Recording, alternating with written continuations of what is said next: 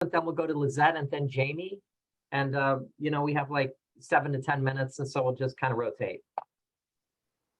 Cool. Yes. Yeah, so my question's kind of a piggyback off the season finale last season. So everyone loved Jesse Spencer's return. Do you know if there's any plans for him to pop up again this season? If not, would you love to have him, do a future return on the show? We all love working with Jesse. Yeah. It wouldn't be Chicago Fire without him. And I know that he's a busy guy. Now that he's not working with us, he's Jesse Spencer. He's doing a lot of other things. So I know that Casey's presence is still at the firehouse in one way when we start off. Yeah, I mean, it'd be great to have him back. Save me. Yeah, no. I almost called you Gallo. Like Alberto said, yeah, he's a busy guy. He's very much in demand, and I think if we can't have him back, we'd love it. But only time will tell. Yeah. You set or Jamie? No. Yeah, that's all you're getting, Brett. I was waiting. My question is, Violet is my favorite. Violet is my girl here. Okay. This is the third or fourth time I get to talk to you, and every time I have to say that. So I'm gonna start by saying, Alberto, what happened with Gallo? Like, he was on my bad list last season. He wasn't doing too well with my girl. Yeah. So what do you think this is gonna be like? Can he be a good friend even when she's in a romantic relationship with someone else? Because what she needs right now is a friend. And for you, Hanako, sort of with Violet, can she sort of separate the feelings that she used to have and stay completely in this relationship she's now on? Gallo, take it away. All right. First, it's Hanako. And then secondly, yeah, I think it's really cool when the opportunity comes for someone to rise to that occasion. So now that Violet and Hawkins, we see them at the end of the season, they don't know where they are. Gallo gets the opportunity to see what he's going to do with that. Does he kind of let that fire fizzle out, or does he do something to help? I like to think that he's a good person and he's learning. So I'd be really excited. In the pilot, we get to see him kind of rise to that occasion, which is really cool. Yeah, and then he does like fully kind of let go, and whatever happens. I mean, I also think it's our show, so nothing that you think is over is ever really over when it comes to the romance department. So I would not say that this is the end of Violet and Gallo. However, I will say this is probably the restart of Violet and Hawkins. I think there's just a miscommunication, and I think there's going to be a lot of really wonderful moments to be shared for them at the top of the season. But I also think, like Alberto was saying, like Gallo is really going to show up in a really wonderful way too, that I think instills a different kind of love between the two of them that I think is powerful and important, and will probably take them to different places in this season and hopefully the next, maybe the one after that too, who knows. Jamie. Hey. Gotta go. There's a new addition. Just want it. Daniel, Just want to be a part of it. This is our last Daniel, everyone's getting goofy. It's really sorry. There's a new addition to the firehouse this season with Sam Carver. How will he shake things up? He is, it's interesting. He is a mover and a shaker, actually. Yeah. And he does get in there and he does kind of like rattle some things around. And, it leaves some of us a little dizzy, a little discombobulated. He's a mystery to start out. Everybody's trying to figure him out. Who is he? What's he up to? Like, he's a loose cannon. Loose cannon with nothing to lose. You know what I'm saying? And he comes into the firehouse and he's just Sam Carvering all over the place. And we're all just trying to catch up for a second. But then, we find out a little bit more about him, and he's a little bit of a firecracker. And it's a cool opportunity for Stella Kidd, who's trying to kind of come into her own as a truck lieutenant. This is one of the first times we get to see her leadership with people that haven't been like indoctrinated into the firehouse already. This is the first new person that's going to be completely under her leadership. So it's everyone's pretty cool. Yeah. Pretty cool.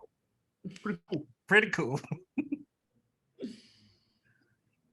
All right, what else you got? Who's next? What's going on? It's back to Brett. Yeah. Back to Brett. Yeah. All right, another follow-up from the finale of last season. There was a little bit of a well, not a little bit. There was a cliffhanger with Stella Ride after their wedding. For fans wondering what's going to happen to them at the beginning of this premiere, what can you tease? Well, we pick up right where we left off, and stuff goes down, and it's pretty scary. They're honeymooning, and just stuff gets real a little bit. It's a little spooky. They power couple through it though, as Stella Ride do. Yeah, As they do. yeah. Picture two like really badass heroes just kind of like in the woods, and I think you've got it. They're just like in the woods. They're in the woods and badasses. So Spooky. What I want to know is what the three of you are gonna do together. Like, because the scenes with the three of you are the funniest ones. And though Violet is my girl, I really love the dynamic between the three of you. So like, is there a new venture? Like, are they gonna come up with something else that they're gonna be mad at each other about and argue, or what do you want to see? Go ahead. yeah, I mean, I think what's really dope about coming into this season is because we have, just as you said, we've done the venture a bit and we've done the bickering, and those are fun scenes to shoot. I got to tell you, we have a lot of fun on those days.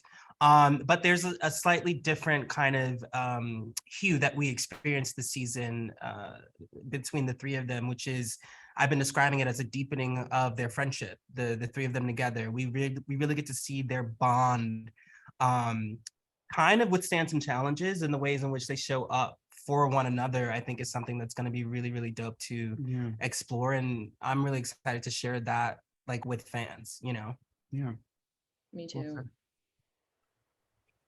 Well, going into this new season, were you guys excited to be sharing scenes with anyone new in particular? People maybe you haven't worked with much in the past few seasons, or were you looking forward to sharing scenes with certain people that are already on the cast that maybe you guys were excited to share because you guys work so well together? Mm-hmm. Well, I definitely feel like at the end of the season, last season, Fire Goat kind of had a really sad death there, kind of a non-conclusive ending.